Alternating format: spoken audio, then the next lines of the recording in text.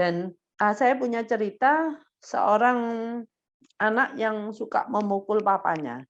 Nah, karena papanya itu kalau dipukul itu suka ketawa-ketawa dan papanya itu kebetulan, eee, sudah tua menikahnya, jadi bedanya jadi dia waktu anaknya masih kecil itu dia sudah lumayan senior ya, 40.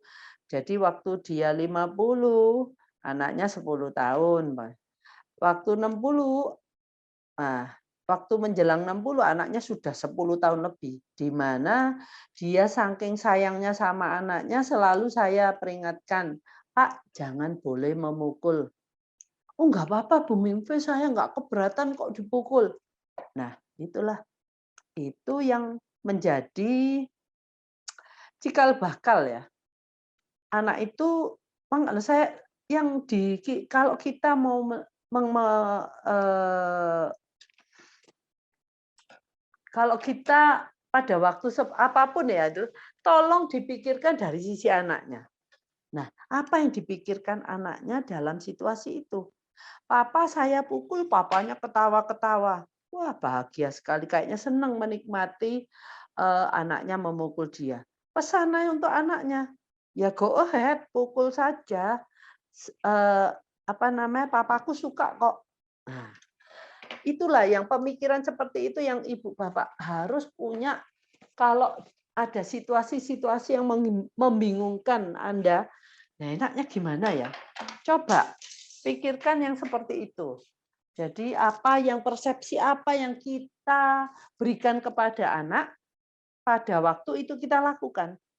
Nah, karena ini penting, persepsi ini akan terbawa sampai dia dewasa. Nah, terus pikirkan, kalau anak itu mempunyai persepsi itu, terus sampai dia dewasa, bagaimana itu akan, eee, apakah kita yang jadi korban itu sampai seperti apa? Apakah kita bisa menahan, eee, terus-menerus menjadi korban pada waktu dia dewasa?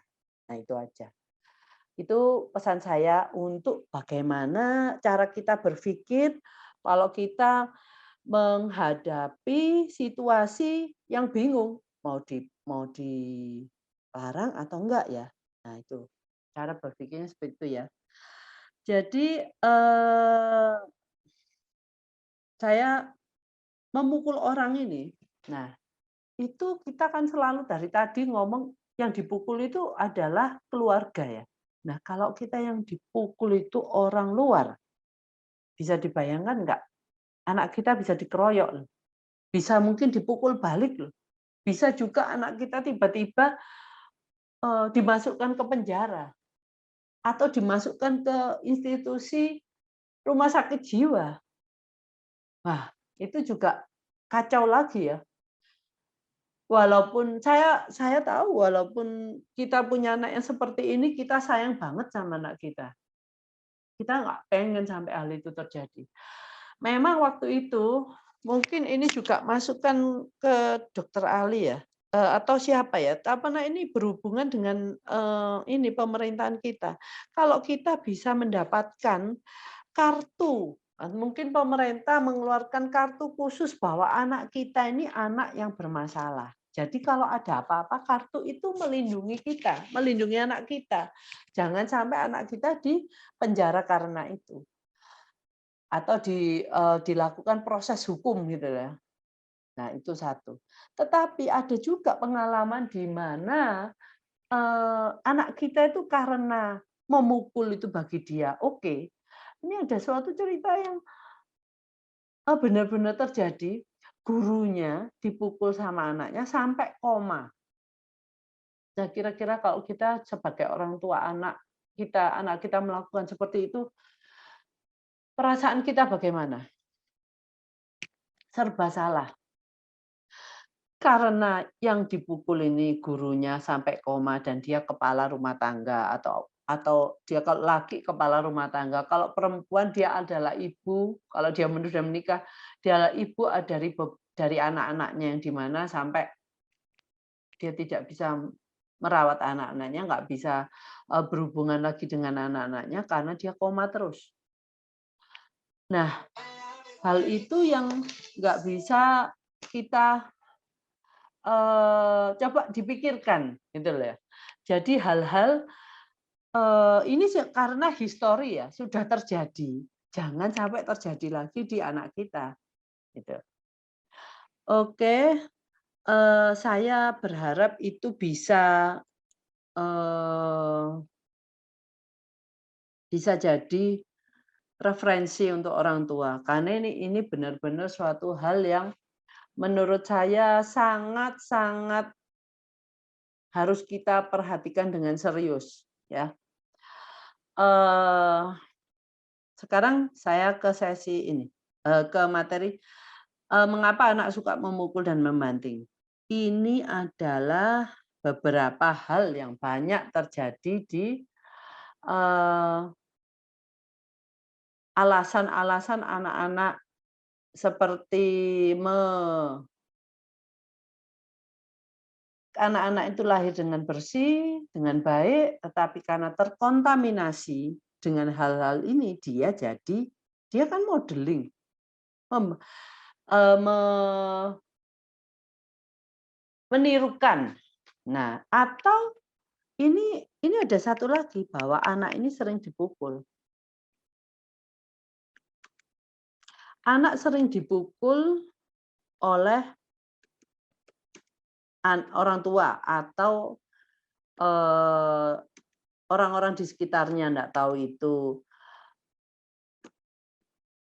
ya apa ya, saudara, nah, atau terapis, ada loh terapis yang juga memukul. Saya pernah lihat ada anak dipukul sampai, giginya katanya orang tua giginya dipukul sama handphone sampai giginya itu seperempat putus. Nah, itu saya nggak bisa mikir. Nah, jadi anak kalau sering diperlakukan dengan kekerasan, dia juga akan mikir bahwa kekerasan itu halal. Saya lakukan terhadap orang lain karena saya juga diperlakukan seperti itu. Kan dia kertas putih. Terus, nah, dia melihat orang di rumahnya memukul anggota keluarga lain gitu ya mungkin ya. Terus dia ada juga yang dia ngelihat game. Kan sekarang banyak game yang pukul-pukulan itu. Semakin dia harus membunuh banyak penjahat. Nah, kalau dia tahu itu penjahat, yang dia tahu itu kan cuma pukul-pukulan. Siapa yang dipukul? Ya kalau dia tahu penjahat itu seperti apa sih? Nah, kita memukul, kriteria yang boleh dipukul itu bagaimana sih? Siapa aja yang boleh pukul? Nah, itu juga susah. Jadi lebih lebih bagus jangan kasih game atau acara TV yang isinya ada aktivitas kekerasan fisik. Karena kita nggak mampu berkomunikasi dengan anak kita, itu kenapa terjadi seperti itu. Itu perlu penjelasan yang panjang dan dalam. Dan kita tidak mampu berkomunikasi sampai sedemikian dalam itu ke anak. Dan menurut saya itu sudah lebih baik anak-anak ini tidak diberikan kontaminasi terhadap hal-hal yang berbau kekerasan fisik. Nah, ini adalah hal-hal yang mengajar anak bahwa memukul dan membanting itu oke. Jadi tolong kita sadari bahwa hal ini menjadikan mereka boleh memukul dan akhirnya kembali ke kita yang dipukul mungkin. Nah, oke. Nah, biasanya nih cara mencegahnya. Pertama, udah terjadi nih ya, anak kita sudah suka memukul. Pertama karena mungkin diperingatkan secara verbal dengan nada tegas. Nah, biasanya ini nggak terlalu ngaruh ya. Karena apalagi ibu-ibu di rumah itu yang sudah sering, gimana, bicara dengan anaknya, sering bicara, itu malah nggak terlalu digubris sama anaknya.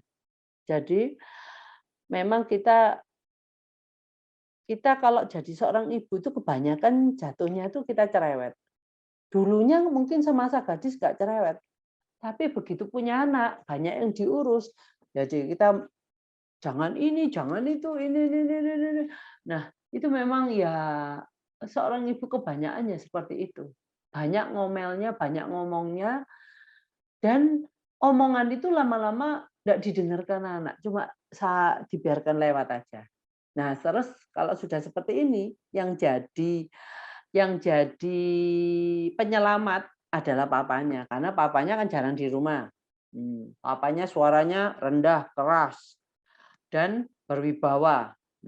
Jadi itu anak-anak semua takut sama bapaknya karena figur ini jarang di rumah dan figur ini lebih menakutkan, jarang ngomong, tidak seperti mama, jadi lebih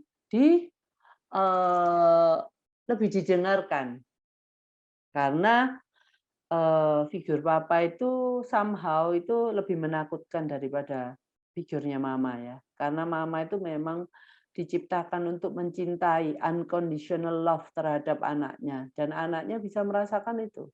Nah, memang nggak salah sih. Cuman kita kalau bisa memframing diri kita sebagai seorang mama, di mana anak kita itu tahu dia bahwa kita cinta sama dia. Tapi saya tidak mau tidak didengarkan. Nah, jika kita juga kalau ngomong juga harus tahu waktunya, jangan ngomong terus. Dan kita ngomong yang perlu dan tegas, nggak usah teriak-teriak. Nah, oke. Nah, sekarang saya masuk ke sesi yang kita lanjutkan lagi ya. Kalau kita biasanya mencegah perilaku anak suka memukul atau membanting, pertama biasanya kita mulut dulu, ya secara verbal.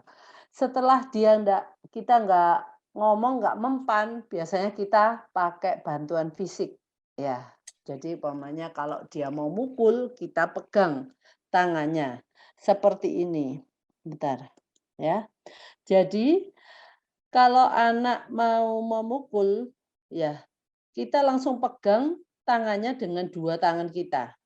Nah, setelah kita pegang kita bilang tidak pukul, gitu ya. Setelah itu kembali lagi ke sesi ini. Nah, jadi kalau umpamanya dia dengan ke satu atau kedua aja dia sudah selesai, kita nggak usah lanjutkan ketiga. Nah, ini ketiga ini biasanya anak-anak yang sudah kita pegang tangannya, terus kita lepas, dia akan memukul kembali, gitu lah. Jadi dia hanya berhenti sebentar, tetapi melanjutkan perilaku memukulnya. Nah, untuk ini kita biasanya kalau orang tua biasanya, "Oh, kamu memukul aku lagi." Nah, orang tua ada yang memukul balik. Nah, sekarang ini di sini yang mau saya ajarkan adalah kita memberikan konsekuensi tidak nyaman terhadap perilaku seperti itu. Jadi kita nggak memukul, tidak memberikan rasa sakit, tetapi membuat anak ini nggak nyaman, ya. Nah, setelah itu baru konsekuensi positif kita berikan setelah anak berhenti marah. Nah, ini yang perlu di eh, kita ajarkan di sini ya. Nah, kalau kita anaknya kecil, kita satu orang mungkin bisa dengan satu tangannya kita pegang, ya. Terus kakinya kita cepit, ya. Kita juga cepit dengan kaki kita, ya. Nah, ini kalau anaknya kecil, ini kebetulan juga dipegangin kakinya ya, oleh orang lain. Tapi kalau sendirian bisa, masih kecil bisa seperti ini. Dan jangan lupa, kepala kita jangan di kepala anak, karena anak biasanya suka menghantamkan kepalanya ke kepala kita. Nanti yang rontok gigi kita nih. Jadi dalam hal ini saya mengajarkan sebelum melakukan ini untuk pertama kali 3 kali, pertama kali, kedua kali, ketiga kali kita melakukan seperti ini mungkin butuh waktu kira-kira bisa 1 jam. Kalau anaknya itu yang benar-benar punya kemauan keras gitu ya. Jadi sebelum kita melakukan seperti ini, kita harus minum, kita harus ke pipis dulu, kencing dulu. Nah, hal ini kenapa saya bilang ini hal yang hanya membuat anak ini tidak bisa bergerak dan membuat dia tidak nyaman. Tetapi kita tidak perlu memukul anak tersebut. Kita tidak perlu memberikan rasa sakit. Hanya membuat dia, "Kamu tidak bisa bergerak, saya pegang." Nah, ini kalau saya memberikan kata-kata bahwa cara memberikan hukuman dengan hanya membuat anak tidak bisa bergerak dengan leluasa. Nah, yang ini khusus untuk anak yang besar dan kita butuh 3 orang. Nah, satu yang ini memegang tangannya, satu memegang kepalanya. Kepalanya itu kita kalau memegang kepalanya mungkin dari belakang kepala orang yang memegang ini, yang duduk ini. Jadi nggak di depannya wajahnya yang orang yang duduk ini, jadi nggak nyaman kan. Oke, kita pegang kepalanya, satunya pegang kaki tapi di area lutut. Karena biasanya kalau lutut itu dia bisa bengkokkan, dia bisa hantamkan kembali. Nah, ini juga bisa dilakukan 3 orang kalau anaknya besar. Ini cuma kita pada saat anak-anak ini anaknya itu besar dan kita 1 orang nggak bisa mengendalikan. Nah, oke, saya kembali. Oke.